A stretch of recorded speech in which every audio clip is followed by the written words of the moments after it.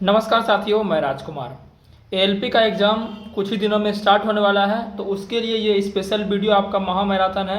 ये जो टॉपिक मैंने इसमें लिया है, सम्मेलन लिया है, सूचकांक लिया है, पुरस्कार सम्मान लिया है और एक्सरसाइज एंड वॉर, यानी कि 4 टॉपिक आपके इसमें है।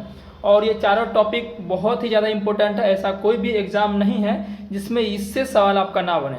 तो कम समय में ये आपको महामैराथन मिलेगा। बहुत ही अच्छे तरीके से मैंने कराया है, आप जरूर इसे पूरा क्लास देखिए और स्पीड करके आप देख सकते हैं अगर चाहे तो जल्दी, क्योंकि आपने पहले से याद किया ही होगा तो जल्दी आपका ये रिवीजन होगा। बाकी आप चैनल को जरूर सब्सक्राइब कर लें, ठीक है ना। ग्रुप डी का अगर आप तैयारी कर रहे हैं तो प्लेलिस्ट आप हमारे जाइए, साइंस का फॉलो करिए। उससे बेहतर कुछ भी नहीं है, जितने भी टीचर पढ़ा रहे हैं उससे कई गुना बेहतर कंटेंट आपको हमारे यूट्यूब पर मिलेगा, ठीक है ना। तो आइए पहले इसको देखते हैं और चैनल को सब्सक्राइब कर लीजिए अभी, ठीक है ना। बाद में कमेंट भी कर दीजिएगा। तो चलिए इसको देख लेते हैं फटाक से। तो सबसे पहले हम देख लेते हैं जो आपके सम्मेलन है, समिट्स हैं, उसको देख लेते हैं, ठीक है ना। तो प्रमुख अंतर्राष्ट्रीय सम्मेलन देखते हैं, फिर राष्ट्रीय सम्मेलन जो उसको भी देखें, एक एक करके सबको हम देख लेंगे। पारंपरिक चिकित्सा पर दूसरा WHO वैश्विक शिखर सम्मेलन 2025, ये कहाँ पर आयोजित हुआ? ये नई दिल्ली में हुआ।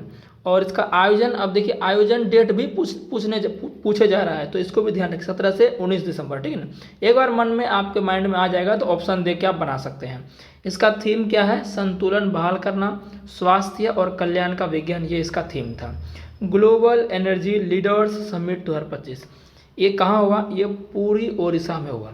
5 से 7 दिसंबर ये संपन्न हुआ, इसका आयोजन हुआ। और थीम क्या थी? सशक्त भारत, पारदर्शिता, संतुलन, नवाचार, ठीक है। फटाफट देखेंगे, ज़्यादा समय नहीं लेंगे, स्पीड कर लीजिए आप वीडियो को तो आपके लिए ज़्यादा बेटर रहेगा। 20वां G20 शिखर सम्मेलन 2025 हुआ कहाँ है? अफ्रीका के, यानी दक्षिण अफ्रीका के जोहान्सबर्ग में हुआ है, 22 से 23 नवंबर 2025 को। थीम क्या थी? एकजुटता, समानता, स्थिरता। एकजुटता, समानता, स्थिरता इसकी थीम थी। और भारत का प्रतिनिधित्व प्रधानमंत्री जी ने किया है। अब ध्यान रखिएगा, 21वें नंबर का जो आपका G20 शिखर सम्मेलन है वो कहाँ होगा? अमेरिका में होगा 2026 में, ठीक है ना। बाकी इससे पहले जो 19 नंबर का था वो ऑलरेडी ब्राज़ील के रियो डी जेनेरियो में संपन्न हो चुका था, ठीक है ना। 30वां संयुक्त राष्ट्रीय जलवायु परिवर्तन सम्मेलन COP 30 आपका जो है COP 30 कहाँ हुआ? ब्राज़ील के बेले में हुआ। कहाँ हुआ? ब्राज़ील के बेले में हुआ COP 30, 10 से 21 नवंबर 2024 को। देखिए भले ये 2024 का है लेकिन ये बहुत ज़्यादा इंपॉर्टेंट है। अब नेक्स्ट वाला भी ध्यान रख लीजिए, COP 31 कहाँ होगा? ये होगा ऑस्ट्रेलिया में। COP 31 कहाँ होगा? ये ऑस्ट्रेलिया में होगा, ठीक है ना। 8वीं अंतर्राष्ट्रीय सौर गठबंधन सभा, 8वीं अंतर्राष्ट्रीय सौर गठबंधन सभा 2025, इसका आयोजन जो है भारत मंडपम नई दिल्ली में हुआ 27 से 30 अक्टूबर को। अध्यक्षता किसने, इसको लीडर किसने किया? इसको लीडरशिप किसने किया? नवीकरणीय ऊर्जा मंत्री श्री प्रहलाद जोशी ने इसकी अध्यक्षता की। थीम क्या थी? एक सूर्य, एक विश्व, एक साझा संकल्प। विश्व स्वास्थ्य शिखर सम्मेलन 2025 ये आपका कहाँ हुआ? ये बर्लिन जर्मनी में हुआ और 12 से 14 अक्टूबर को। मुख्य विषय इसका क्या था? विभाजित दुनिया में स्वास्थ्य की जिम्मेदारी, ये ध्यान रखिएगा, ठीक है ना। 8वां अंतर्राष्ट्रीय धर्म सम्मेलन 2025 ये कहाँ हुआ? ये इसका आयोजन जो है 18 से 20 सितंबर को अहमदाबाद के गुजरात में हुआ। और थीम क्या थी? कर्म, पुनर्जन्म, परमानंद और अवतार सिद्धांत, ये थीम थी इसकी, ठीक है ना। अब ब्रिक्स शिखर सम्मेलन की बात कर लेते हैं, one of the most important summit of our exam, जो कि आता ही आता है हमारे एग्जाम के दृष्टिकोण से ना। 17वां ब्रिक्स शिखर सम्मेलन 2025 जो है कहाँ हुआ? ये आपका हुआ 6 से 7 जुलाई को ब्राज़ील के रियो डी जेनेरियो में। भाई थीम क्या थी? इसकी थीम थी अधिक समावेशी और सतत शासन के लिए वैश्विक दक्षिण सहयोग को मजबूत करना, ये इसकी थीम थी। और भारत का प्रतिनिधित्व जो अपने मोदी जी ने ही किया है। और अध्यक्षता किसने की? ओबियसली बात है ब्राज़ील में हुआ है तो वहाँ के राष्ट्रपति ने ही की, तो लुइज इनासियो लुला डी सिल्वा। राष्ट्रपति का नाम याद रखने का जरूरत नहीं है, ठीक है। 16वां 18वां बात करते हैं हम, 16वां 18वां सम्मेलन। अच्छा ये तो आगे का भी देख लीजिए कि नेक्स्ट जो आपका जो 18वां है, जो 18वां जो ब्रिक्स शिखर सम्मेलन है 18वें नंबर का, वो अपने भारत में ही होगा। कहाँ होगा? वो भारत में ही होगा, ठीक है ना। इससे पहले वाला रूस के कजान में हुआ था। 35 नंबर का जो नाटो शिखर समिट है, 35 का जो नाटो शिखर समिट है, इसका आयोजन नीदरलैंड में हुआ 24 से 25 जून को। और नेक्स्ट जो इवेंट है 36वां इसका, वो तुर्की 2026 में होगा। बस इतना ही इसके बारे में ध्यान रखिए, ठीक है ना। 51वां G7 शिखर सम्मेलन, 51वां G7 शिखर सम्मेलन जो है ये कहाँ हुआ? ये कनाडा के कनासिस्क में हुआ, कनानास्किस में, कनाडा के कनानास्किस में हुआ 15 से 17 जून को। भारत का प्रतिनिधित्व मोदी जी ने किया। नेक्स्ट जो आपका है फ्रांस में होगा 2026, 52वें नंबर का जो अब 52वां जो G7 शिखर सम्मेलन होगा ना, वो आपका कहाँ होगा? वो फ्रांस 2026 में होगा। ठीक है, अब बात करते हैं 46वां आसियान शिखर सम्मेलन, 46वां आसियान शिखर सम्मेलन 2025। इसका आयोजन 26 से 27 मई को होगा, मतलब होगा क्या, हो गया है, कुआलालंपुर मलेशिया में हुआ है। और थीम इसकी क्या थी? समावेशिता और स्थिरता इसकी थीम थी। 44वां 45वां सम्मेलन की बात करें, ये तो वियतनाम लाओस में हो चुका था। ठीक है ना। नेक्स्ट की बात करें 24वां हिंद महासागर रीम एसोसिएशन 2025। इसका आयोजन 21 मई को हुआ, वर्चुअली किया गया था, आभासी रूप से, ठीक है ना, वीडियो कॉल के जरिए। अध्यक्षता इसकी किसने की थी? श्रीलंका ने। थीम क्या रखी गई? भविष्य की पीढ़ी के लिए टिकाऊ हिंद महासागर, भविष्य की पीढ़ी के लिए टिकाऊ हिंद महासागर। भारतीय प्रतिनिधिमंडल का नेतृत्व किसने किया? पूर्व सचिव पी कुमरन ने किया था। ठीक है ना। 78वीं विश्व स्वास्थ्य सभा 2025, 78वीं विश्व स्वास्थ्य सभा 2025, इसका आयोजन जो है 21 मई को हुआ, जिनेवा स्विट्जरलैंड में हुआ। कहाँ हुआ? जिनेवा स्विट्जरलैंड में हुआ। थीम क्या था? स्वास्थ्य के लिए एक विश्व, वर्ल्ड फॉर अ हेल्थ। ठीक है ना। विश्व हाइड्रोजन शिखर सम्मेलन 2025, ये नीदरलैंड के रोटरडेम में हुआ 20 मई को। और भारत का प्रतिनिधित्व इसमें किसने किया?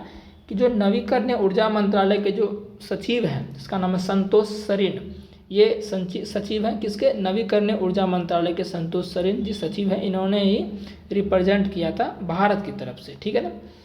AI एक्शन शिखर सम्मेलन 2025, आर्टिफिशियल इंटेलिजेंस एक्शन शिखर सम्मेलन 2025 कहाँ संपन्न हुआ? फ्रांस के पेरिस में, ग्रैंड पैलेस एक जगह है फ्रांस के पेरिस में, वहाँ पर हुआ। 10 से 11 फरवरी स्टार्टिंग में हो गया था ये। इसका विषय क्या रखा गया था? सार्वजनिक सेवा AI, कार्य का भविष्य, नवाचार और संस्कृति, AI में विश्वास और AI का वैश्विक शासन। This is the theme of AI action summits 2025। ठीक है। सह अध्यक्षता किसने की थी? ये PM मोदी और फ्रांसीसी राष्ट्रपति इमैनुअल मैक्रो ने। नेक्स्ट बात करते हैं विश्व आर्थिक मंच की 55वीं बैठक जो है ये कहाँ हुई? स्विट्जरलैंड के दावोस में हुई 20 से 24 जनवरी 2025 को। थीम क्या था? बुद्धिमान युग के लिए सहयोग। क्या था? बुद्धिमान युग के लिए सहयोग। 9वीं क्वाड विदेश मंत्रियों की बैठक, क्वाड जानते हैं ना आप, इसमें ऑस्ट्रेलिया, जापान, भारत, अमेरिका रहता है, अमेरिका इसमें भाग लेते हैं ना। तो 9वीं क्वाड विदेश मंत्रियों की बैठक जो है ये कहाँ हुई? 21 जनवरी को हुई, वाशिंगटन DC अमेरिका में हुई। भारत का प्रतिनिधित्व, अब चूंकि विदेश मंत्रियों की बैठक है तो सभी देश के विदेश मंत्री ही इसमें क्या करेंगे? रिप्रेजेंट करेंगे। ठीक है। नेक्स्ट बात करते हैं, नेक्स्ट आपका नहीं है तो इतना था आपका। ये क्या है आपका? ये खत्म हो गया आपका जो अंतर्राष्ट्रीय प्रमुख सम्मेलन थे। अब बात करते हैं जो राष्ट्रीय प्रमुख सम्मेलन है। अब राष्ट्रीय सम्मेलन देखते हैं। देखिए इसको मैंने टाइप नहीं किया था तो मैं इसी से आपको बता देता हूँ। ठीक है ना। 11वां भारत अंतर्राष्ट्रीय विज्ञान महोत्सव, ये आपका चंडीगढ़ में हुआ 6 से 9 दिसंबर को। ये मैं बहुत बार करा चुका हूँ, लेकिन अभी चूंकि एग्जाम आपका नज़दीक है तो एक बार और कर लेने से ज़्यादा रिविजन हो जाएगा। ठीक है ना। थीम इसकी क्या थी? विज्ञान से समृद्धि, आत्मनिर्भर भारत के लिए। 9वीं इंडिया मोबाइल कांग्रेस 2025, इसका आयोजन कहाँ हुआ? यशोभूमि कन्वेंशन सेंटर दिल्ली में हुआ 8 से 11 अक्टूबर को। और थीम था इसका innovate to transform, innovate to transform ये थीम थी 9वीं इंडिया मोबाइल कांग्रेस 2025 की। ठीक है। 6वां ग्लोबल फिनटेक फेस्ट, 6वां ग्लोबल फिनटेक फेस्ट, इसका जो आयोजन है, आयोजन कहाँ हुआ? इसका आयोजन हुआ जियो वर्ल्ड सेंटर मुंबई में हुआ 7 से 9 अक्टूबर को 2025 को हुआ। ठीक है ना। इसकी थीम क्या थी? Empowering finance for a better world powered by AI, empowering finance for a better world powered by AI। ये 6 नंबर का जो ग्लोबल फिनटेक फेस्ट था उसका ये थीम था। हुआ कहाँ? जियो वर्ल्ड सेंटर मुंबई में हुआ। ई गवर्नेंस पर 28वां राष्ट्रीय सम्मेलन, ई गवर्नेंस पर 28वां राष्ट्रीय सम्मेलन आंध्र प्रदेश के विशाखापट्टनम में हुआ 22 से 23 सितंबर 2024 को। और विकसित भारत, सिविल सेवा और डिजिटल परिवर्तन ये इसकी थीम थी। ठीक है ना। 9वां अंतर्राष्ट्रीय धर्म सम्मेलन, 9वां अंतर्राष्ट्रीय धर्म सम्मेलन ये गुजरात के अहमदाबाद में हुआ 18 से 20 सितंबर 2025 को। विषय क्या था? कर्म, पुनर्जन्म, पारगमन और अवतार सिद्धांत, ये इसका थीम था। 16वां संयुक्त कमांडर सम्मेलन 2025, 16वां संयुक्त कमांडर सम्मेलन 2025 ये कोलकाता पश्चिम बंगाल में हुआ 15 से 17 सितंबर 2025 को। विषय था सुधारों का वर्ष भविष्य के लिए परिवर्तन, सुधारों का वर्ष भविष्य के लिए परिवर्तन, ठीक है। सेमिकॉन इंडिया सम्मेलन 2025 इसका चौथा संस्करण था, यानी कह सकते हैं चौथा सेमिकॉन इंडिया सम्मेलन 2025 का थीम क्या था। सर पहले देख लेते हैं कहाँ हुआ था ये वहीं यशु विवेक कन्वेंशन सेंटर में हुआ और 2 से 4 सितंबर 2025 को नई दिल्ली में। थीम क्या था, building the next semiconductor power house, building the next semiconductor power house, ये थीम थी। 10वां रायसीना डायलॉग 2025 ये नई दिल्ली में हुआ 17 से 19 मार्च को और विषय क्या था, कालचक्र लोक शांति और घर, ये इसकी थीम थी, ठीक है ना। नेक्स्ट बात करते हैं नेक्स्ट बात करते हैं जल स्थिरता सम्मेलन 2025। जल स्थिरता सम्मेलन 2025 जो है ये 12 मार्च 2025 को हुआ नई दिल्ली में। थीम था औद्योगिक जल का उपयोग दक्षता, औद्योगिक जल का उपयोग दक्षता, ये थीम थी जल स्थिरता सम्मेलन 2025 की। Fit India carnival 2025, fit India carnival 2025 इसका आयोजन जो है नई दिल्ली में हुआ 16 से 18 मार्च को। थीम क्या थी, थीम छोड़िए मतलब आयोजक, थीम इसका नहीं दिया गया तो मतलब ये ज़्यादा इंपॉर्टेंट नहीं है या नहीं हुआ होगा, थीम जारी ही नहीं किया होगा, ठीक है ना। भारतीय खेल प्राधिकरण और फिट इंडिया मिशन, इनको मतलब इन्होंने इसको आयोजित किया था फिट इंडिया कार्निवल 2025 को, ठीक है ना। बाकी इधर देख लेते हैं, इतना ही है, फिर उसके बाद उधर नहीं देखना आपको, तो बहुत हो चुका है, ठीक है ना, बहुत बार पूछ चुका है तो वो सब नहीं आएगा। एरो इंडिया शो 2025 संस्करण 15वां था, 10 से 14 फरवरी 2025 को हुआ। आयोजन येलहंका एयरफोर्स स्टेशन बेंगलुरु कर्नाटक में। Theme the runway to a billion opportunity, the runway to a billion opportunity. बाकी इधर जो आपका है ये जो देख रहे हैं आपका, ये सब बहुत बार आ चुका है, ठीक ना, तो ये कभी आएगा नहीं। इधर वाला जो मैंने कराया आपको ये बहुत आया है, ये भी लेकिन बहुत कम आया है। अभी रिपीटेड भी बहुत ज़्यादा पूछता है, लेकिन जो ज़्यादा रिपीट हो गया उसको नहीं पूछेगा ना, तो इतना जो मैंने कराया आपको ये इंपॉर्टेंट। आगे देखते हैं अब साहित्य अकादमी पुरस्कार 2024, ये इसमें अंग्रेजी में किसे दिया गया, ईस्टर्न कीरे को दिया गया, उसके किस उपन्यास के लिए, स्पिरिट नाइट्स के लिए। हिंदी में बात करें साहित्य अकादमी पुरस्कार तो गगन गिल को दिया गया, उसकी कौन सी कविता के लिए, मैं जब तक आई बाहर, ये बुक के लिए उन्हें साहित्य अकादमी पुरस्कार दिया गया। मैथिली में बात करें तो महेंद्र मलंगिया को दिया गया, उसका एक निबंध था क्या, प्रबंध संग्रह, ये उनके निबंध के लिए मैथिली भाषा में इनको जो है साहित्य अकादमी मिला है। वही संस्कृत भाषा की अगर हम बात करें तो दीपक कुमार शर्मा को उनकी कौन सी कविता के लिए, भास्कर चरितम कविता के लिए संस्कृत में दीपक कुमार को दिया गया है ना, तो ये आपका हो गया साहित्य अकादमी पुरस्कार। इसी तरह से साहित्य अकादमी युवा पुरस्कार होता है। साहित्य अकादमी युवा पुरस्कार देख लेते हैं, हिंदी में किसे दिया गया पार्वती तिर्की को, उसकी कौन सी कविता के लिए, फिर उगना, अगेन राइज, इन चीज़ों के लिए, यानी इस कविता के लिए पार्वती तिर्की को हिंदी में साहित्य अकादमी युवा पुरस्कार दिया गया। वही अंग्रेजी की बात करें तो अद्वैत कोट्टारी, उनके किस उपन्यास के लिए दिया गया, Siddharth who became the Buddha, ये उपन्यास था अद्वैत कोट्टारी का, इसी के लिए इनको जो है साहित्य अकादमी युवा पुरस्कार 2025 दिया गया। अद्वैत कोट्टारी ध्यान रखिएगा। नेहा झामनी, इनको मैथिली भाषा में दिया गया है। काव्य संग्रह इसका क्या था, बनारस आहम, मैथिली भाषा की ये है तो इस तरह से ही लैंग्वेज रहेगा, बनारस आहम, ठीक है। नेहा झामनी को। डॉक्टर धीरज कुमार पांडे को संस्कृत भाषा के लिए दिया गया है, इसका कौन सी मतलब है, परिभाषिक शब्द स्वारस्यम, परिभाषिक शब्द स्वारस्यम इनको दिया गया है संस्कृत भाषा के लिए, ठीक है। चलिए अब उसी तरह देखते हैं साहित्य अकादमी बाल साहित्य पुरस्कार 2025। देखिए सभी अवार्ड इंपॉर्टेंट है, यानी कि कोई भी अवार्ड है तो पूछ ले रहा है। साहित्य अकादमी बाल साहित्य पुरस्कार में हिंदी में अगर बात करें तो सुशील शुक्ल को दिया गया, उनकी एक लघु कथा थी 1/12, 1/12 एक इनकी एक लघु कथा थी, छोटी स्टोरी थी, उसके लिए इनको हिंदी में दिया गया साहित्य अकादमी बाल साहित्य पुरस्कार। अंग्रेजी में बात करें तो नितिन कुशलप्पा को south Indian myths and fables retold, ये इनकी बुक है, कुछ भी समझ लीजिए आप, इनको अंग्रेजी में दिया गया नीतीश कुशलप्पा को। मैथिली में मुन्नी कामत को कहानी संग्रह चुक्का कहानी संग्रह में मुन्नी कामत को साहित्य अकादमी बाल साहित्य पुरस्कार दिया गया, ठीक है। उर्दू में बात करें तो गज़न फर इकबाल इनकी एक लेख संग्रह है कौमी सितारे, इनके लिए जो है इनको उर्दू भाषा में साहित्य अकादमी बाल साहित्य पुरस्कार दिया गया है। वही अगर हम बात करें 69वां फिल्म फेयर पुरस्कार 2024, अब ये मत सोचना कि 2024 का, क्योंकि ये सब 2025 में दिए जाते हैं ना, इसीलिए। सर्वश्रेष्ठ फिल्म की बात करें 69th फिल्म फेयर में, तो आपके कौन थे, 12वीं फेल।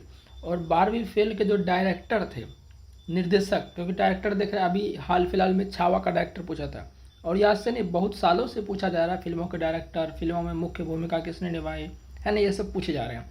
तो 12वीं फेल के जो आपके मुख्य मतलब कि डायरेक्टर थे, डायरेक्टर कौन थे, विधु विनोद चोपड़ा, ठीक है ना। तो इन्हीं को जो है विधु विनोद चोपड़ा को बेस्ट डायरेक्टर का भी अवार्ड मिला है 69वां फिल्म फेयर पुरस्कार में। अच्छा, सर्वश्रेष्ठ एक्टर की बात करें तो आपको रणबीर कपूर को दिया गया, इनकी एक फिल्म आई थी 2025 में एनिमल, उसके लिए इनको जो है दिया गया, ठीक है। फिर सर्वश्रेष्ठ एक्ट्रेस, इनकी सर्वश्रेष्ठ एक्ट्रेस के लिए किसको दिया गया, आलिया भट्ट को, उनकी कौन सी मूवी के लिए, रॉकी और रानी की प्रेम। तो ध्यान रखिएगा, सर्वश्रेष्ठ फिल्म 12वीं फेल, सर्वश्रेष्ठ निर्देशक विधु विनोद चोपड़ा 12वीं फेल मूवी के डायरेक्टर हैं, सर्वश्रेष्ठ एक्टर जो है आपके रणबीर कपूर एनिमल के लिए, सर्वश्रेष्ठ अभिनेत्री आलिया भट्ट रॉकी और रानी की प्रेम के लिए, सही है। आगे बात करते हैं 25वां आईफा अवार्ड्स 2025। इसमें जो सर्वश्रेष्ठ फीचर फिल्म दिया गया वो दिया गया लापता लेडीज़ को। अच्छा, सर्वश्रेष्ठ फिल्म या सर्वश्रेष्ठ फीचर फिल्म बोले तो एक ही चीज़ होता है, घबराना नहीं, ठीक है ना, क्योंकि फीचर फिल्म का मतलब है कम से कम 1 घंटे से ज़्यादा होना चाहिए या 40 मिनट से ज़्यादा होना चाहिए। तो आईफा अवार्ड्स में सर्वश्रेष्ठ मूवी का जो अवार्ड मिला है वो लापता लेडीज, इसके डायरेक्टर कौन है, किरण राव इनके डायरेक्टर हैं।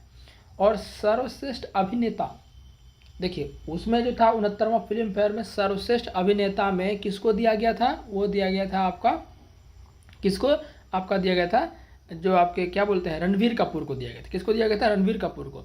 लेकिन आईफा अवार्ड में जो सर्वश्रेष्ठ अभिनेता का अवार्ड है वो दिया किसको, कार्तिक आर्यन को दिया गया। भूल भुलैया 3 के लिए आपने गाना भी सुना होगा, सुना है कि नहीं, बिल्कुल सुना होगा, हमने तो बहुत बार सुना है, ठीक है। सर्वश्रेष्ठ अभिनेत्री की बात करें तो नितांशी गोयल, और फिल्म फेयर में सर्वश्रेष्ठ अभिनेत्री आलिया भट्ट रॉकी और रानी के प्रेम कहानी के लिए। और नितांशी गोयल किस फिल्म की हीरोइन है, वो लापता लेडीज़ की है, यानी कि लापता लेडीज़ को सर्वश्रेष्ठ फिल्म भी दिया गया। और सर्वश्रेष्ठ डायरेक्टर की बात करें आईफा अवार्ड्स में तो वो किरण राव को ही दिया गया, जो कि लापता लेडीज़ को डायरेक्ट किए हैं। समझ के बात को, नितांशी गोयल को सर्वश्रेष्ठ अभिनेत्री लापता लेडीज़ के लिए, कार्तिक आर्यन को आईफा अवार्ड के लिए बेस्ट एक्टर जो कि भूल भुलैया 3 के हैं, और सर्वश्रेष्ठ फिल्म आपका लापता लेडीज। क्लियर है यहाँ पर। चलिए देखिए, मैं 2-3 बार आपको रिपीट करके करवा दूंगा तो अच्छे से माइंड में फिट हो जाता है, ये तरीका है चीज़ों को याद करने का, समझ गए ना बात को। 67वां ग्रैमी पुरस्कार 2025 ये संगीत के क्षेत्र में दिया जाता है। एल्बम ऑफ द ईयर किसे दिया गया है, बियॉन्स को काउबॉय कार्टर के लिए। एल्बम्स ऑफ द ईयर किसे दिया गया है, बियॉन्स को काउबॉय कार्टर के लिए।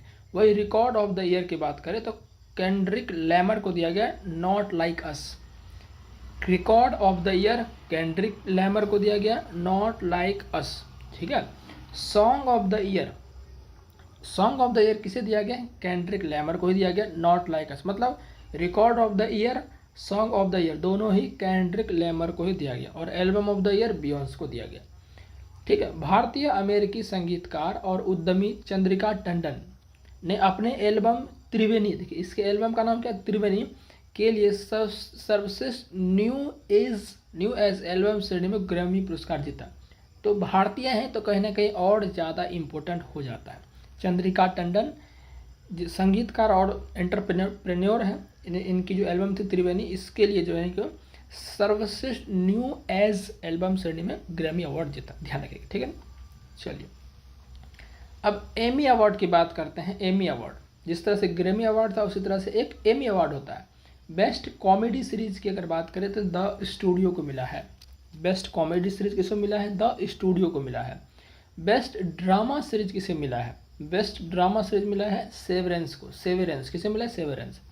बेस्ट एक्टर कॉमेडी फील्ड में किसे मिला है, सेथ रोगन को, जो कि द स्टूडियो का ही है, क्योंकि best comedy series he the studio को मिला है। तो ऑब्वियसली उसमें जो हीरो होंगे वो ज़्यादा कॉमेडी किए होंगे तो उनको मिला है। तो सेथ रोगन द स्टूडियो में मुख्य भूमिका निभाए हैं तो उनको ये मिला है। बेस्ट एक्ट्रेस की बात करें कॉमेडी में तो जीन स्मार्ट को हैक्स के लिए दिया गया। तो सारे ध्यान रखना, best comedy series the studio, best drama series severance, best actor आपको सेथ रोगन जो कि द स्टूडियो के हैं, बेस्ट एक्ट्रेस कॉमेडी में जीन स्मार्ट जो कि हैक्स के हैं, ठीक है। चलिए, लास्ट में कुछ क्वेश्चंस भी पूछूंगा तो उसका जवाब आप जरूर दीजिएगा, ठीक है ना, इसी से रिलेटेड पूछूंगा।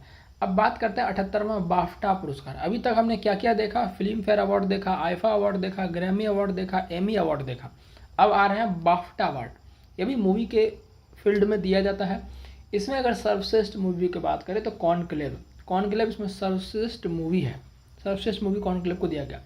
सर्वश्रेष्ठ डायरेक्टर की बात करें तो ब्रैडी कॉर्बेट जो कि द ब्रूटलिस्ट मूवी के क्या है, डायरेक्टर हैं, बैडी कॉर्बेट।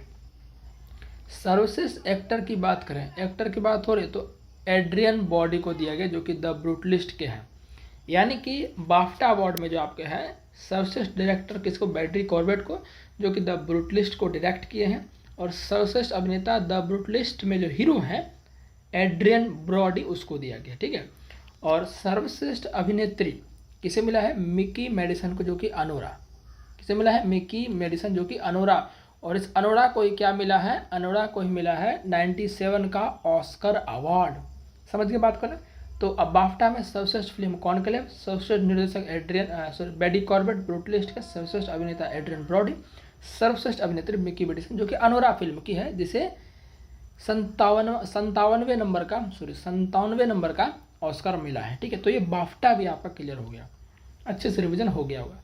वही बात करते हैं हम राष्ट्रीय फिल्म पुरस्कार, 71 नंबर का राष्ट्रीय फिल्म पुरस्कार 2025। इसमें जो सर्वश्रेष्ठ फीचर फिल्म या सर्वश्रेष्ठ फिल्म दिया गया वो किसे दिया गया है, वही बारहवीं फेल। किसे दिया गया है, बारहवीं फेल, ठीक है ना। अच्छा, आप हमें बताएंगे बारहवीं फेल और किस अवार्ड में मिला है, किस अवार्ड में सर्वश्रेष्ठ मूवी मिला है बारहवीं फेल को। अभी जस्ट बताएं 69 नंबर का जो फिल्म फेयर अवार्ड था उसमें भी बारहवीं फेल को ही सर्वश्रेष्ठ मूवी का अवार्ड मिला। डायरेक्टर कौन है, विधु विनोद चोपड़ा। अच्छा, इसमें अलग अलग से कुछ अवार्ड दिए गए। इसमें सर्वश्रेष्ठ हिंदी फिल्म किसे मिला है, कटहल को मिला है। किसे, कटहल को। और कटहल को डायरेक्ट किसने किया है, यशवर्धन मिश्रा ने इसको डायरेक्ट किया है, ठीक है। तो आपको राष्ट्रीय फिल्म में 71वें नंबर का सर्वश्रेष्ठ हिंदी फिल्म कटहल, डायरेक्टर कौन है, यशवर्धन मिश्रा। अच्छा, इसमें सर्वश्रेष्ठ अभिनेता की बात करें तो कौन, शाहरुख खान प्लस विक्रांत मैसी। अच्छा, वही अगर हम फिल्म फेयर में बात करें तो फिल्म फेयर में सर्वश्रेष्ठ अभिनेता कौन था, उसमें आपका था रणवीर कपूर, जो कि एनिमल के लिए थी। लेकिन राष्ट्रीय फिल्म में आपके जो हैं सर्वश्रेष्ठ अभिनेता आपके शाहरुख खान जवान के लिए और विक्रांत मैसी बारहवीं फिल्म, दोनों को संयुक्त रूप से दिया गया, ठीक है ना। सर्वश्रेष्ठ अभिनेत्री की बात करें फिल्म फेयर में कौन था, आलिया भट्ट, रॉकी और रानी की प्रेम कहानी। वही 71वें राष्ट्रीय फिल्म पुरस्कार में बात करें तो सर्वश्रेष्ठ अभिनेत्री रानी मुखर्जी है, मिशेल चटर्जी वर्सेस नॉर्वे, ठीक है। रानी मुखर्जी इसमें सर्वश्रेष्ठ अभिनेत्री अवार्ड पाई है, ठीक है। सर्वश्रेष्ठ डायरेक्टर की बात करें तो सुदीप्तो सेन को इसमें दिया गया। फिल्म क्या नाम है, द केरला स्टोरी को। अच्छा, वही फिल्म फेयर अवार्ड में सर्वश्रेष्ठ डायरेक्टर किसको दिया गया था, जिसको निर्देशक बोलते हैं, तो विधु विनोद चोपड़ा, जो कि बारहवीं फेल फिल्म को डायरेक्ट किए हैं। लेकिन राष्ट्रीय पुरस्कार जो है 71वां, इसमें सर्वश्रेष्ठ डायरेक्टर का अवार्ड सुदीप्तो सेन को, जो कि द केरला स्टोरी को डायरेक्ट किया। तो ध्यान रखिए सुदीप्तो सेन, या डायरेक्ट ये भी पूछ सकता है कि द केरला स्टोरी किसने डायरेक्ट किया है, सुदीप्तो सेन ने। तो इतना आपको क्लियर हो गया होगा, ठीक है ना। आगे देखते हैं। अब 78वां जो कांस फिल्म पुरस्कार है 2025 वाला, इसको देखते हैं। इसमें सर्वश्रेष्ठ जो आपका अवार्ड समझिए होता है, वो होता है पामे डिओर पुरस्कार। सर्वश्रेष्ठ फिल्म को दिया जाता है पामे डिओर पुरस्कार, अलग से इनको नाम दिया गया है। पामे डिओर पुरस्कार जो सर्वश्रेष्ठ फिल्म होती है उसी को दिया जाता है। तो it was just an accident एक मूवी है, उसको पामे डिओर पुरस्कार दिया गया है कांस फिल्म पुरस्कार 2025 वाले में। 78वें नंबर का था, एडिशन भी ध्यान रखिए, 78वें नंबर का। राष्ट्रीय फिल्म का कौन सा, 71वें नंबर का। और फिल्म फेयर का 69 नंबर का, ठीक है। सारी चीज़ें ध्यान रखिए। अच्छा, इसमें सर्वश्रेष्ठ अभिनेता किसे दिया गया, वैगनर मोरा, जो कि द सीक्रेट एजेंट मूवी के अभिनेता हैं, ठीक है। तो कांस फिल्म में सर्वश्रेष्ठ अभिनेता किसे मिला, वैगनर मोरा को, द सीक्रेट एजेंट के वो क्या हीरो है। वही अभिनेत्री की बात करें तो Nadia Melliti, the little sister movie के क्या है, मुख्य अभिनेत्री हैं नादिया मेलिटी सर्वश्रेष्ठ अभिनेत्री, वैगनर मोरा सर्वश्रेष्ठ अभिनेता। सर्वश्रेष्ठ डायरेक्टर की बात करें तो Kleber Mendonca Filho the secret agent, the secret agent को डायरेक्ट किए हैं द क्लेबर मेंडोका फिलो, इसको सर्वश्रेष्ठ डायरेक्टर का अवार्ड मिला है। और सर्वश्रेष्ठ हीरो का जो अवार्ड मिला है एक्टर का, वो भी द सीक्रेट एजेंट के हीरो को ही मिला है, वेगरन मोरा जो है, ठीक है, तो ध्यान रखिएगा। सर्वश्रेष्ठ लघु film I am glad you are dead now, I am glad you are dead now, I am glad you are dead now, ये सर्वश्रेष्ठ लघु फिल्म इनको दिया गया, स्मॉल फिल्म है ना, जो कि 40 मिनट से कम की होगी, ठीक है। सर्वश्रेष्ठ पहली फिल्म के लिए कैमरा डिओर, मतलब कि पहली बार फिल्म बनाए और वो सर्वश्रेष्ठ हो गई, हिट हो गई, तो वो कौन, उसके लिए कैमरा डिओर इसमें बेस्ट अवार्ड होता है कांस फिल्म फेस्टिवल अवार्ड में, तो हसन हादी, हसन हादी, ठीक है ना, ध्यान रखिएगा। तो ये आपका कांस फिल्म में हो गया। अब आपका देखते हैं ऑस्कर है, उसको देख लेते हैं। ऑस्कर में देखिए सर्वश्रेष्ठ फिल्म अनुराग को बताए थे हमने, अनुराग की ही मूवी, अनुराग की अभिनेत्री कौन है, मिकी मेडिसन, बताए थे ना आपको। सर्वश्रेष्ठ निर्देशक शॉन बेकर जो कि अनुराग को डायरेक्ट किए हैं। सर्वश्रेष्ठ अभिनेता एड्रियन बॉडी जो कि द ब्रूटिस्ट, अच्छा बाफ्टा में भी सर्वश्रेष्ठ अभिनेता का पुरस्कार एड्रियन बॉडी को ही दिया था ना, ध्यान है कि नहीं, बिल्कुल ध्यान होगा। सर्वश्रेष्ठ अभिनेत्री माइकी मेडिसन, बाफ्टा में भी इसको मिला है दोनों को, ठीक है। भारतीय लघु फिल्म अनुजा को, ये सब देखिए भारतीय वाला जहाँ आवाज़ है वो ज़्यादा इंपॉर्टेंट हो जाता है। भारतीय लघु फिल्म अनुजा को सर्वश्रेष्ठ लाइव एक्शन शॉर्ट फिल्म श्रेणी के लिए नामांकित किया गया है। भारत की ओर से किरण राव की लापता लेडीज आधिकारिक प्रविष्टि थी, लापता लेडीज के बारे में अभी आपने देखा। ऑस्कर 2026 जो 98 अकादमी पुरस्कार 26 में 98 नंबर का होगा, प्रत्येक साल होता है, के लिए नीरज घेवन की हिंदी फिल्म होम बाउंड। देखिए क्वेश्चन ऐसा आ सकता है कि कौन सा फिल्म जो है 98 अकादमी पुरस्कार में इनकी आधिकारिक प्रविष्टि को चुना गया है, तो होम बाउंड किसकी फिल्म है, नीरज घेवन की, दोनों बात ध्यान रखिएगा, ठीक है ना। चलिए अब रेमन मैग्सेसे देख लेते हैं, अब थोड़ा फास्ट खींचते हैं। रेमन मैग्सेसे में जो आपके एजुकेट गर्ल्स है, इसको रेमन मैग्सेसे एक अवार्ड दिया गया है। ये भारतीय संस्था है, ठीक है ना, इनको मतलब संस्थागत रूप से एजुकेट गर्ल्स एक संस्था है, इसको रेमन मैग्सेसे इस बार दिया गया है, ठीक है ना। और व्यक्तिगत रूप से भी शाहिना अली और विला नुएवा को दिया गया है। ये शाहिना अली मालदीव की है, प्लास्टिक प्रदूषण के नियंत्रण के लिए इनको दिया गया है। विला नुएवा फिलीपींस के, मनीला के गरीबों के उत्थान और सम्मान हेतु कार्य कर रही थी, तो उसके लिए इनको जो है रेमन मैग्सेसे दिया गया 67वें नंबर का, ठीक है। संस्था कौन सी है, एजुकेट गर्ल्स। अब पुलित्जर पुरस्कार देख लेते हैं। पुलित्जर पुरस्कार में सार्वजनिक सेवा में किसे दिया गया है, कविता सुराना, लीजी प्रेसर, कैसेंड्रा जारामिलो, स्टेसी क्रेनेटिस, ठीक है ना। खोजी रिपोर्टिंग में किसे दिया गया, राइटर्स स्टाफ, फेंटेनाइल स्टाफ। संपादकीय लेखन में किसे दिया गया, राजमांकर एवं टीम उसके दिया गया है। अंतर्राष्ट्रीय रिपोर्टिंग के लिए डेक्लान वाल्स और न्यूयॉर्क टाइम्स स्टाफ को। ब्रेकिंग न्यूज़ रिपोर्टिंग में द वॉशिंगटन पोस्ट स्टाफ को दिया गया, ठीक है ना। अभी इसको पुलित्जर बुलाकर याद नहीं रखे तो कोई दिक्कत नहीं, अभी तक तो एक भी नहीं पूछा गया, क्या पता आगे पूछ ले, इसलिए इसको देख लीजिएगा, हमने करा दिया आपको, है ना, चुकना नहीं है किसी भी चीज़ में। अब 82वां गोल्डन ग्लोब, ये भी आपका जो है समझिए कि फिल्म क्षेत्र में ही दिया जाता है। सर्वश्रेष्ठ फिल्म कॉमेडी में एमिलिया पेरेज। सर्वश्रेष्ठ फिल्म ड्रामा द ब्रूटलिस्ट, इसके अभिनेता कौन थे, एड्रियन ब्रोडी। सर्वश्रेष्ठ अभिनेता ड्रामा में एड्रियन बॉडी द ब्रूटलिस्ट को। बेस्ट अभिनेत्री ड्रामा फर्नांडा टोरेस, मैं अभी भी यहाँ हूँ। Best director Brady Corbett the brutalist, ठीक है। इसको अब देखते हैं स्पोर्ट स्टार, यानी खेल से कुछ संबंधित, बहुत ये पूछे जा रहे हैं, बहुत ज़्यादा ही पूछे जा रहे हैं। Sport star SS award 2025। Sport star of the year महिला में मनु भाकर को, जो कि शूटिंग से संबंध रखती है। Sport star of the year पुरुष में पीआर सीरीज, हॉकी से संबंध रखते हैं। Sport women of the year Olympic खेल में मनु भाकर, देखिए मनु भाकर को 2 अवार्ड मिल गया। Sport star of the year महिला में मनु भाकर को। Sport women of the year Olympic खेल के लिए तो आपका मनु भाकर, ठीक है ना, ध्यान रखिएगा। अब AIF अवार्ड देखते हैं, ये फुटबॉल से संबंधित है। पुरुष footballer of the year Subhashis Bose, ये आपका AIFF में बात हो रहा है, ठीक है ना, ऑल इंडिया फुटबॉल फेडरेशन, ऐसे कुछ इसका फुल फॉर्म होगा, ठीक है ना। तो सुभाषिस बोस को पुरुष फुटबॉलर ऑफ द ईयर दिया गया। महिला footballer of the year Saumya Guguloth, दोनों ध्यान रखिएगा, ठीक है ना, ये सब बहुत ज़्यादा पूछे गए हैं, ठीक है ना, तो नेक्स्ट शिफ्ट में आने का चांस है।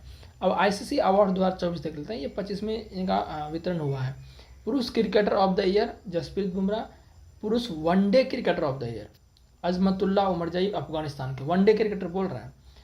पुरुष test cricketer of the year Jasprit Bumrah, पुरुष T20 cricketer of the year Arshdeep Singh, महिला cricketer of the year Amelia Kerr New Zealand की महिला, पुरुष cricketer of the year Jasprit Bumrah और महिला cricketer of the year Amelia Kerr जो कि न्यूजीलैंड की है। महिला one day cricketer of the year, महिला one day cricketer of the year Smriti Mandhana और पुरुष one day cricketer of the year Azmatullah Omarzai जो कि अफगानिस्तान से संबंध रखते हैं। महिला T20 cricketer of the year Amelia Kerr New Zealand, पुरुष T20 cricketer of the year Arshdeep Singh, ठीक है ना। Umpire of the year Richard Illingworth England के, ठीक है। अंपायर वाला नहीं हो याद रखिएगा तो कोई दिक्कत नहीं है।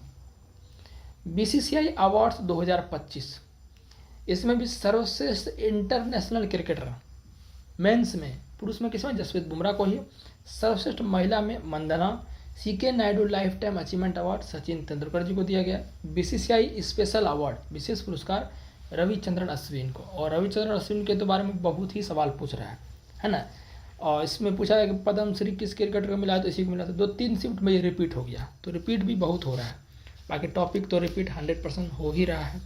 हॉकी इंडिया अवार्ड्स 2024, वर्ष का सर्वश्रेष्ठ महिला खिलाड़ी हॉकी इंडिया में सविता पुनिया, सर्वश्रेष्ठ पुरुष खिलाड़ी हरमनप्रीत सिंह, वर्ष का सर्वश्रेष्ठ गोलकीपर सविता पुनिया, देखिए सर्वश्रेष्ठ महिला खिलाड़ी सविता पुनिया, सर्वश्रेष्ठ गोलकीपर सविता पुनिया, सर्वश्रेष्ठ डिफेंडर रोहित दास, इसका पूरा नाम है अमित रोहित दास, ओडिशा से संबंध रखते हैं, ठीक है।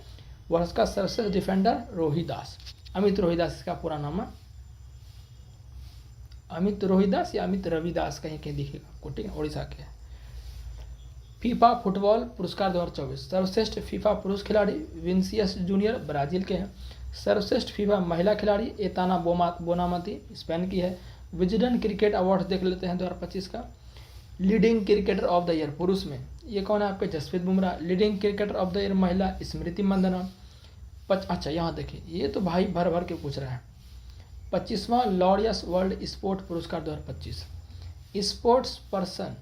Sports man of the year Armand Mondo Duplantis Sweden के हैं। देश भी याद रखना है, बहुत बार पूछ चुका है ये शिफ्ट में, 27 नवंबर से 5 तारीख तक में बहुत बार पूछ चुका है। आर्मंड मोंडो डुप्लांटिस स्वीडन के हैं। वही महिला की बात करें तो सिमोना बाइल्स अमेरिका की है। बैलन डियोर पुरस्कार 2025 कितने नंबर का, 69 नंबर का। सर्वश्रेष्ठ खिलाड़ी पुरुष में ओस्मान डेम्बेले फ्रांस के हैं। महिला में बात करें एताना बोमाती स्पेन की है, ठीक है ना, एताना बोमाती स्पेन की है। और पुरुष में ओस्मान डेम्बेले फ्रांस के हैं, ठीक है। और कुछ पुरस्कार देख लेते हैं यहाँ पर। केटन आर मिलर पुरस्कार सोनाली घोष को दिया गया है। शस्त्र रामानुजन पुरस्कार 2025 अलेक्जेंडर स्मिथ को दिया गया। 31वां डॉक्टर MS स्वामीनाथन पर्यावरण संरक्षण पुरस्कार 2025 मैसूर के सहज समृद्धि और वीरप्पन को दिया गया है, ठीक है, मैसूर के सहज समृद्धि और वीरप्पन को दिया गया। राष्ट्रीय धन्वंतरी आयुर्वेद पुरस्कार, देखिए पूछा गया ये 4 या 5 तारीख को ये पूछा गया, ठीक है ना। तो ये दिया गया प्रोफेसर बनवारी लाल गौर, वैद्य नीलकंदन मूस ईटी और वैद्य भावना प्रासर को, ये पूछा गया 4 या 5 तारीख को। Business line change maker award 2025 DRDO को दिया गया है, ठीक है। राष्ट्रीय लता मंगेशकर पुरस्कार 2024 ये आपका शंकर एहसान लॉय गायक को दिया गया। वैश्विक पर्यटन पुरस्कार 2025 आंध्र प्रदेश राज्य के पर्यटन को दिया गया है, ठीक है ना, आंध्र प्रदेश को पर्यटन को दिया गया। कृषि मीडिया पुरस्कार 2025 अमसी प्रसन्न कुमार को दिया गया। United Nation Environment Programme young champions of the Earth पुरस्कार जिनाली मोदी को दिया गया, जो कि महाराष्ट्र से संबंध रखते हैं। PV नरसिम्हा राव स्मृति पुरस्कार डॉक्टर मनमोहन सिंह को मरणोपरांत दिया गया। लिविंग ब्रिज सम्मान ब्रिटेन के प्रधानमंत्री KR स्टामर को दिया गया, ये पूछ लिया है, ठीक है। तो अब ऐसा नहीं कि नहीं पूछेगा, पूछ सकता, कोई ज़रूरत बात नहीं, जब रिपीट हो रहा है तो एकदम होगा ही। Camel international award 2025 Yunus Ahmed, ये सब नहीं पूछा गया तो एकदम आएगा, ठीक है ना, क्योंकि अभी 16 जनवरी तक एग्जाम चल रहे हैं। रिवीजन करके रहोगे तो दिक्कत नहीं होगा। और ऐप जो नहीं डाउनलोड किए हैं डाउनलोड कर लीजिए, ठीक है ना। राजकुमार सर ऐप का नाम है, लिंक डिस्क्रिप्शन में मैं ऑलरेडी दिया हुआ हूँ, वहाँ से क्लिक करके डाउनलोड कर सकते हैं, ठीक है ना। फिर आपका है PV नरसिम्हा राव स्मृति पुरस्कार डॉक्टर मनमोहन सिंह को दिया गया है, ये मरणोपरांत को, ठीक है ना। ये तो बता ही दिया आपको, ये तो रिपीट हो गया 2-3 इसमें, ठीक है। यहाँ से देखते हैं, प्रोफेसर वी.के. गोकाक पुरस्कार आनंद वी पाटिल को दिया गया है। राष्ट्रीय शिक्षक पुरस्कार 2025 टोटल 45 शिक्षक को, भारत भर में से 45 चुनिंदा शिक्षकों जो कि अच्छे कार्य किए हैं पढ़ाने में, सरकारी स्कूलों में या अन्य किसी क्षेत्र में, तो उनको भारतीय नेशनल टीचर्स अवार्ड मिलेगा, ठीक है ना। 45 शिक्षक, आपको सिर्फ डाटा याद रखना कितने शिक्षक, 45। 43वां लोकमान्य तिलक राष्ट्रीय पुरस्कार नितिन गडकरी को दिया गया है, जो कि सड़क एंड राजमार्ग परिवहन मंत्री, पता ही है। ललित कला अकादमी पुरस्कार 2025 प्रेमचंद्र पुखरबंग को दिया गया। इक्वेटर पुरस्कार 2025 संयुक्त राष्ट्र को दिया गया, यानी कि संयुक्त राष्ट्र का किसे दिया गया, बेबी फातिमा महिला एवं स्वयं सहायता समूह धारवाड़ जिला कर्नाटक। ये इक्वेटर पुरस्कार बेबी फातिमा महिला स्वयं सहायता समूह धारवाड़ जिला कर्नाटक। सांसद रत्न पुरस्कार कितने सांसदों को दिया गया है, 17 सांसदों को दिया गया। जीपी बिरला मेमोरियल पुरस्कार 2025 किसे दिया गया, डॉक्टर वी नारायण, जो कि इसरो के वर्तमान अध्यक्ष है, कितने नंबर के, 11वें नंबर के, ठीक है। पेन पिंटर पुरस्कार 2025 लीला अबू लेला, सूडानी स्कॉटिश लेखिका है ये। पेन पिंटर पुरस्कार 2025 लीला अबू लेला, ठीक है ना, सूडानी क्या है, सूडानी स्कॉटिश लेखिका है ये। पेन ट्रांसलेटर पुरस्कार गीतांजलि श्री को दिया गया वंस एलिफेंट लिव्ड हियर के लिए, once elephant lived here. Pen translator पुरस्कार गीतांजलि श्री को, और पेन प्रिंटर बहुत इंपॉर्टेंट, दोनों ध्यान रखना, ठीक है ना। पेन प्रिंटर लीला अबू लेला, पेन ट्रांसलेटर गीतांजलि श्री, ठीक है। अब यहाँ देख लेते हैं, बेस्ट मैजिक क्रिएटर अवार्ड किसे मिला है, भारत के लिए सर्वप्रथम सोहानी शाह को, इन्होंने इतिहास रच दिया, ठीक है ना, सोहानी शाह को मिला है प्रथम बार। WSIS चैंपियंस अवार्ड 2023 मेरी पंचायत है आपको, ये देखिए 2023 वाला है तो इसको उतना जरूरत नहीं याद रखना, ठीक है ना। कलिंग रत्न पुरस्कार 2024 केंद्रीय शिक्षा मंत्री धर्मेंद्र प्रधान को।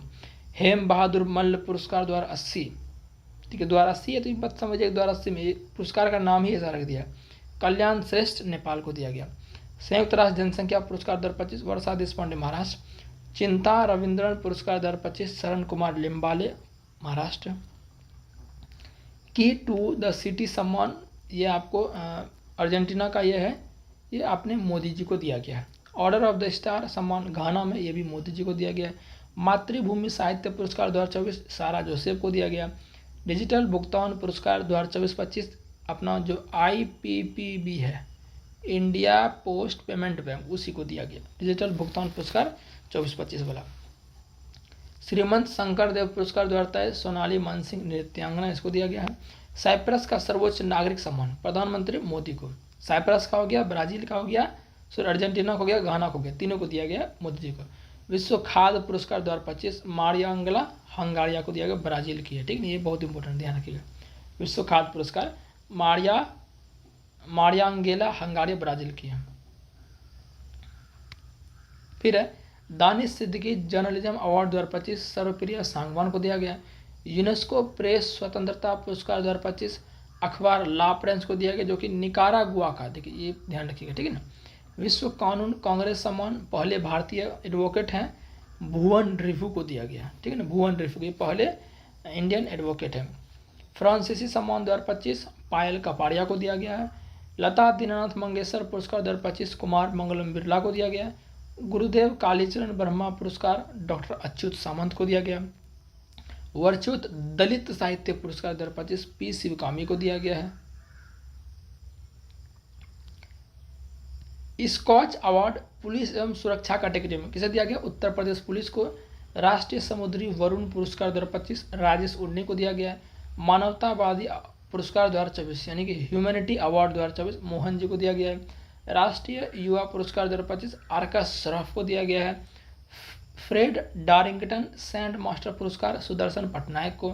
उगादी पुरस्कार 2025 मायना स्वामी को। श्रीलंका के सर्वोच्च नागरिक पुरस्कार मित्राभूषण PM मोदी को। कौन कौन होंगे, अर्जेंटीना हो गए, घाना हो गए, मिस्र हो गए, और आपके मिस्र बोल रहा हूँ, अर्जेंटीना हो गया, घाना हो गया, साइप्रस हो गया और श्रीलंका, चारों पुरस्कार अभी रिसेंटली PM मोदी जी को दिए गए। महाराष्ट्र भूषण पुरस्कार 2024 मूर्तिकार राम सुतार को। रामनंद गोयंका पत्रकारिता पुरस्कार 2025 मृदुलिका झा को। डेनमार्क के नाइट क्रॉस सम्मान विजय शंकर को। गोल्ड मर्करी पुरस्कार दलाई लामा को। अज्ञेय स्मृति सम्मान 2025 उदय प्रकाश को, डिजिटल परिवर्तन पुरस्कार 2025 भारतीय रिजर्व बैंक को। रामसर पुरस्कार आर्द्रभूमि के विवेकपूर्ण उपयोग के लिए जयश्री वेंकटेशन को, AM Turing award 2024 Andrew Barto एवं रिचर्ड सटन को। टाइम पत्रिका द्वारा वुमन ऑफ द ईयर पूर्णिमा बर्मन को असम की है। ब्रिटेन से मानद नाइटहुड की उपाधि सुनील मित्तल को दिया गया। ठीक है, और कुछ देख लेते हैं। इधर है प्रित्जर पुरस्कार 2025 लियू जियाकुन को कल ही पूछा गया है, चीनी वास्तुकार है। Skoch award 2024 Nagaland forest management को दिया गया है। महाराजा हरि सिंह पुरस्कार उपराज्यपाल मनोज सिंह जो कि JNK के थे। कीर्ति चक्र 2025 मेजर मंजीत और नायक दिलवार खान को दिया गया है। अमेरिकी Presidential Medal of Freedom Leon Messi footballer को दिया गया है। पद्म पानी लाइफ टाइम अचीवमेंट पुरस्कार 2025 ये भी पूछा जा चुका है, ठीक है ना। साई परांजपे को दिया गया ये।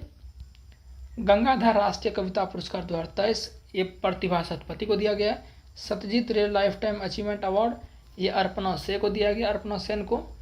32वें एजू थाचन अवार्ड 2024 NS माधवन को दिया गया है। राष्ट्रीय तानसेन सम्मान 2023 पंडित स्वप्न चौधरी को दिया गया है। 34वां GD बिरला पुरस्कार सूबी जैकब जॉर्ज को दिया गया है। Champions of the earth award 2024 Madhav Gadgil को। अंतर्राष्ट्रीय बाल शांति पुरस्कार 2024 नीला इब्राहिम को। टर्नर पुरस्कार 2024 जसलीन कौर को। Time person of the year 2024 अमेरिकी राष्ट्रपति डोनाल्ड ट्रंप को। राज्य ऊर्जा संरक्षण गोल्ड पुरस्कार 2024 राष्ट्रीय इस्पात निगम लिमिटेड को। जमशेदजी टाटा पुरस्कार किरण मजुमदार को। JC डैनियल पुरस्कार 2023 साजी एन करुण को। Aster guardians global nursing award Maria Victoria Juan को। विश्व शांति पुरस्कार अमेरिका में मोदी जी को दिया गया है। Miss charm India 2024 Shivangi Desai को। रोहिणी नैयर पुरस्कार 2024 अनिल प्रधान को। फिजी का सर्वोच्च नागरिक पुरस्कार किसे दिया गया है? श्री मधुसन साई 2025 रविशंकर को 2024 में दिया गया था, अपने राष्ट्रपति को 24 में दिया गया था, मोदी को 23 में। तो 25 वाला ध्यान रख लीजिए, फिजी का मधुसूदन साई को 2025 में दिया गया, ठीक है ना। फिजी का सखारोव पुरस्कार 2024 मारिया कोरोना मचाडो एवं एडमंडो गोजलन उड़तिया को दिया गया।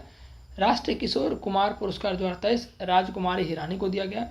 25वां लाल बहादुर शास्त्री राष्ट्रीय पुरस्कार 2024 राजश्री बिरला को। शस्त्र रामानुजन पुरस्कार 2024 अलेक्जेंडर डन को। महात्मा गांधी नेतृत्व पुरस्कार 2024 ब्रिटेन में दारा सिंह खुराना को। बस थोड़ा सा ये इसको देख लेते हैं, बस खत्म हो जाएगा। यूथ आइकॉन अवार्ड्स किसे दिया गया है? नीरज चोपड़ा व आयुष्मान खुराना को। राष्ट्रीय e governance gold award Varanasi की लैब मित्र को दिया गया है। राष्ट्रीय e governance gold award Varanasi की लैब मित्र को। Olympic order award 2025 Thomas Bach Germany को। Olympic order award 2024 Abhinav Bindra को, ठीक है ना। राजभाषा कीर्ति पुरस्कार B श्रीनिवास को। एकलव्य पुरस्कार 2024 प्रत्याशा रे जो कि तैराक है, कहाँ से? उड़ीसा से। पहला विज्ञान रत्न पुरस्कार 2024 महिला शांति और सुरक्षा सूचकांक 2025 जारी किया गया है। ये किसके द्वारा जारी किया जाता है? George town institute of women के द्वारा ये जारी किया जाता है। भारत की रैंक कितनी है? 131 है और स्कोर भारत का कितना है? 0.607 स्कोर भी ध्यान रखना है। और टॉप कंट्री कौन है? डेनमार्क 0.939 के साथ, ठीक है। फिर बात करते हैं जलवायु परिवर्तन प्रदर्शन सूचकांक 2026 का, ये जारी कर दिया गया है।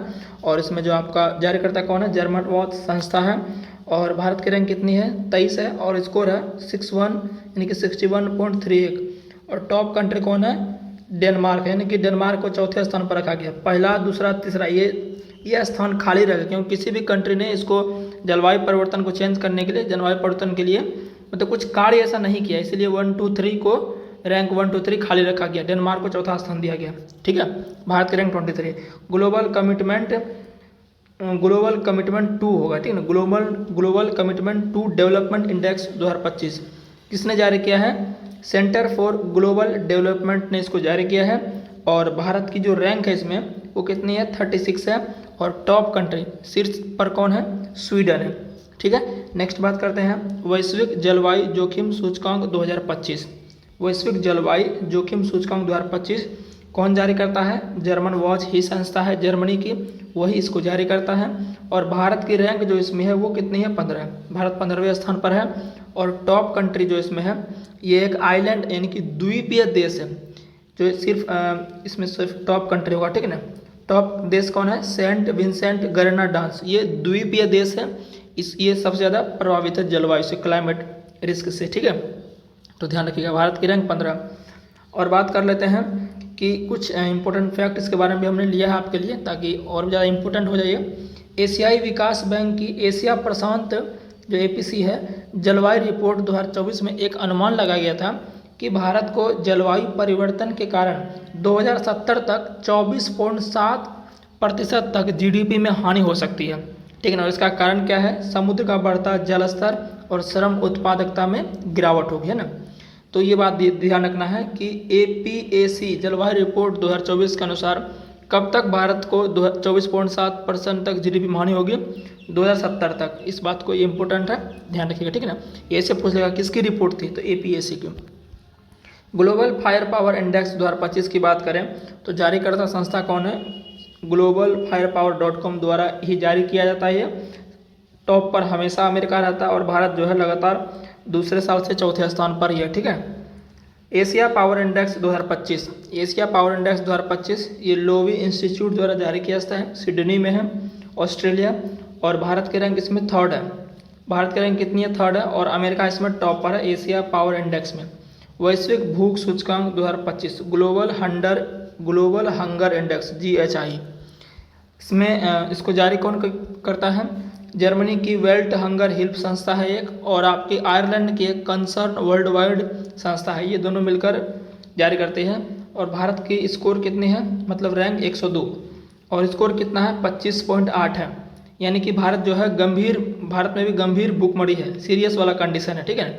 और आर्मेनिया इसमें टॉप पर है वैश्विक भूख सूचकांक 2025 में। तो स्कोर जिसका मैंने स्कोर लिखा हुआ है मतलब वो ज़्यादा इंपॉर्टेंट है, आपके लिए पूछा जाता है, इसलिए हमने लिखा है, सभी का नहीं लिखा है, ठीक है।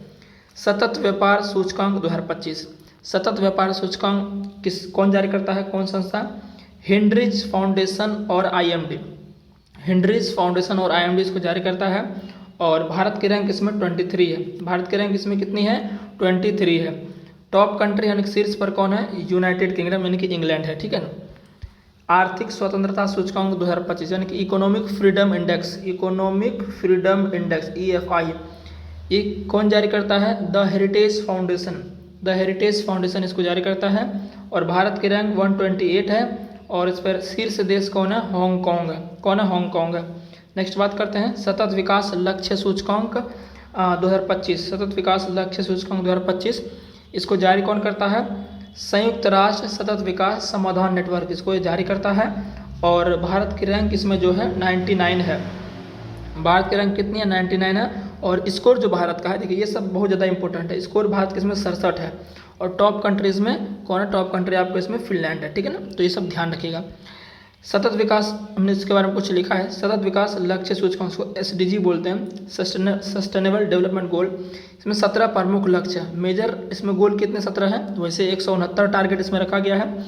2030 तक इसको पूरा करना। कब तक? 2030 तक। 15 में शुरू हुआ था, लेकिन 16 से ये कार्य होना स्टार्ट हुआ था इसके पीछे, इस लक्ष्य को प्राप्त करने के लिए, ठीक है ना।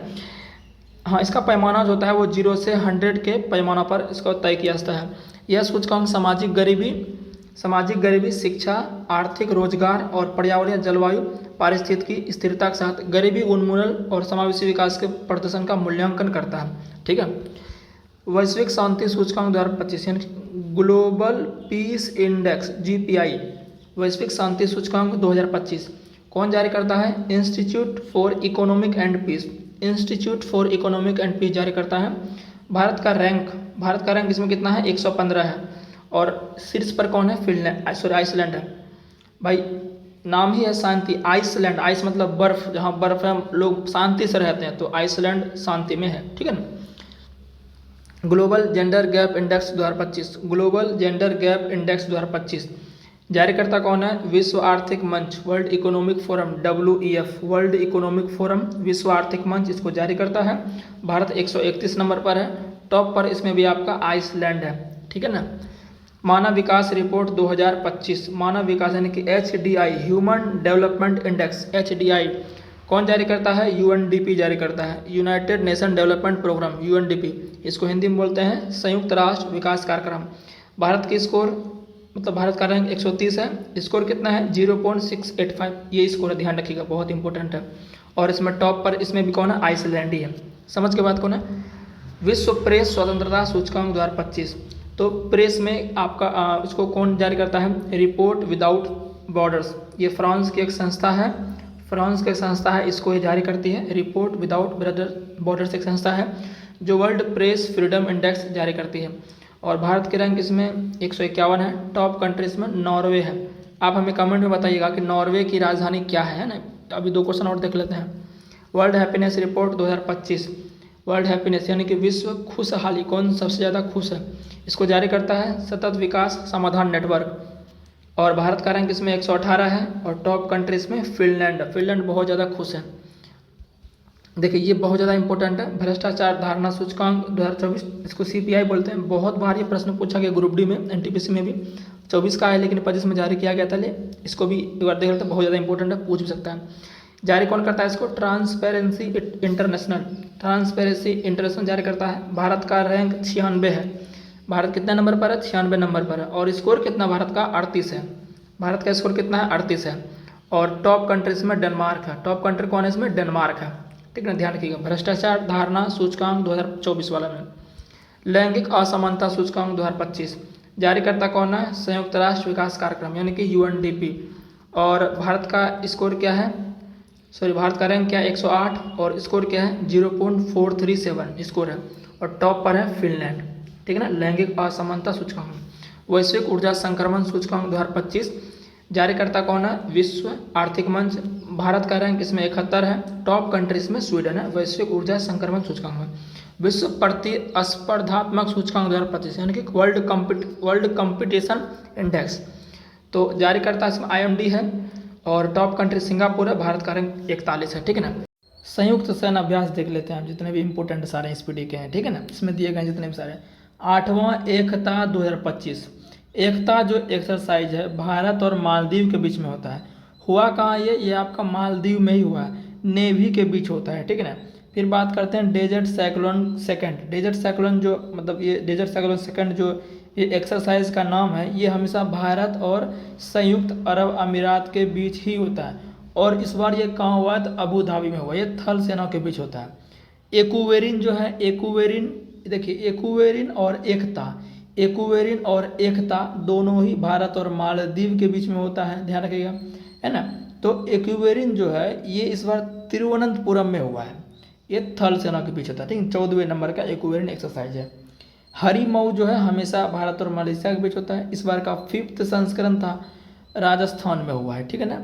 वही बात करें गरुड़ शक्ति, है ना, गरुड़ शक्ति, तो गरुड़ शक्ति भारत और इंडोनेशिया के बीच होता है। अगर सिर्फ गरुड़ पूछ लेगा, सिर्फ गरुड़ बोलेगा, तो सिर्फ गरुड़ या वरुण, गरुड़ और वरुण ध्यान रखिएगा, भारत और फ्रांस के बीच होता है।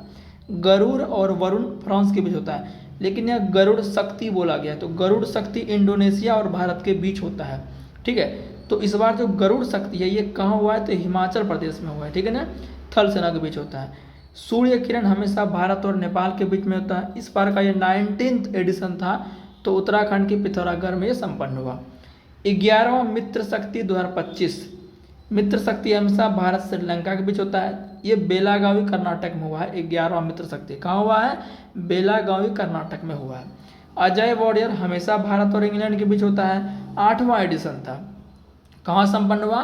वही राजस्थान में जो महाजन फील्ड फायरिंग रेंज है वही हुआ ये, ठीक है ना। राजस्थान में हो रहा, समझिए महाजन फील्ड फायरिंग रेंज में ही होगा। 8वां गरुड़, देखिए गरुड़ अभी जस्ट मैंने बताया था, गरुड़ और वरुण फ्रांस और भारत के बीच होता है। तो 8वें नंबर का जो गरुड़ एक्सरसाइज है भारत और फ्रांस के बीच हुआ, और ये वायुसेना का अभ्यास होता है, ठीक है ना, ध्यान रखिएगा।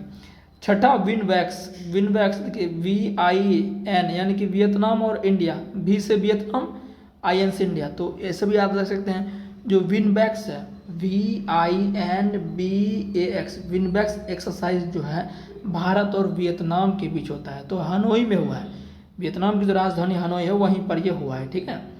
फिर बात करते हैं नेक्स्ट जो आपका है कि नेक्स्ट जो आपका है ऑस इंडेक्स, यानी कि ऑस इंडेक्स। देखो इसमें नाम से पता चल रहा है ऑस इंडेक्स मतलब भारत और ऑस्ट्रेलिया आपको दिख रहा होगा। तो बेसली बात है भारत और ऑस्ट्रेलिया के बीच ही हुआ है उत्तरी प्रशांत महासागर में, ठीक है। मालाबार की बात करें, मालाबार में कौन भाग लेता है? Bharat, Australia, Japan, America. ये प्रशांत महासागर का गुआम तट है, वहीं पर हुआ है ना 28वां मालाबार एक्सरसाइज।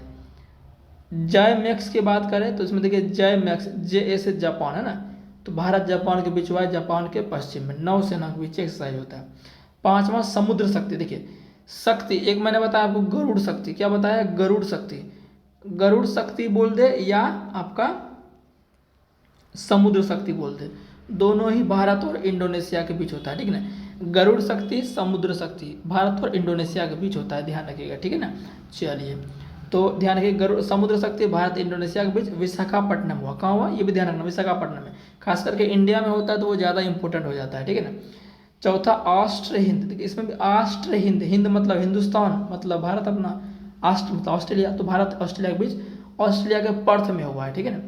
इंद्र हमेशा भारत और रूस में होता है, तो इस बार राजस्थान में हुआ है। कहाँ हुआ? राजस्थान में हुआ। इंद्र एक्सरसाइज भारत और रूस के बीच होता है, ये कहाँ हुआ है? तो ऑस्ट्रेलिया में, सॉरी राजस्थान में हुआ। कोंकण, ये हमेशा भारत और ब्रिटेन के बीच होता है। कोंकण भारत के पश्चिमी तट पर हुआ है, नौसेना के बीच, ठीक है ना। पैसिफिक रिच, ये बहुराष्ट्रीय अभ्यास था, बहुत सारे देशों ने इसमें भाग लिया था। तो सिंगापुर में ये मतलब आयोजित हुआ इसका, और भारत का इसमें आईएनएस निस्तार शामिल हुआ। ये भी क्वेश्चन पूछा जाएगा, तो भारत का आईएनएस निस्तार जो कहाँ शामिल हुआ? ये सिंगापुर में शामिल हुआ। ये Pacific reach XPR. Freedom edge, freedom edge जो आपका है दक्षिण कोरिया, अमेरिका, जापान, ये तीनों मिलकर ये एक्सरसाइज किए थे, दक्षिण कोरिया में संपन्न हुआ ये। 21वां युद्ध अभ्यास जो है, युद्ध अभ्यास हमेशा भारत और अमेरिका के बीच होता है, ये अलास्का में हुआ था। 14वां मैत्री, मैत्री हमेशा भारत थाईलैंड के बीच होता है, उमरोई मेघालय में हुआ था। 12वां श्रीनेक्स भारत और श्रीलंका के बीच कोलंबो में ही हुआ था। जा माता, जा माता मतलब जा मतलब जापान है ना, माता मतलब भारत माता, तो जा माता तटरक्षक जो कोस्ट गार्ड का एक्सरसाइज था भारत जापान में हुआ, चेन्नई तट पर। एकेमी जो है भारत अफ्रीका देश तंजानिया के साथ हुआ था। एकेमी तंजानिया के साथ होता है, भारत और तंजानिया के साथ नेवी का ये एक्सरसाइज होता है। 14वां बोल्ड कुरुक्षेत्र, बोल्ड कुरुक्षेत्र भारत और सिंगापुर के बीच होता है, जोधपुर में ये हुआ है, ठीक है ना।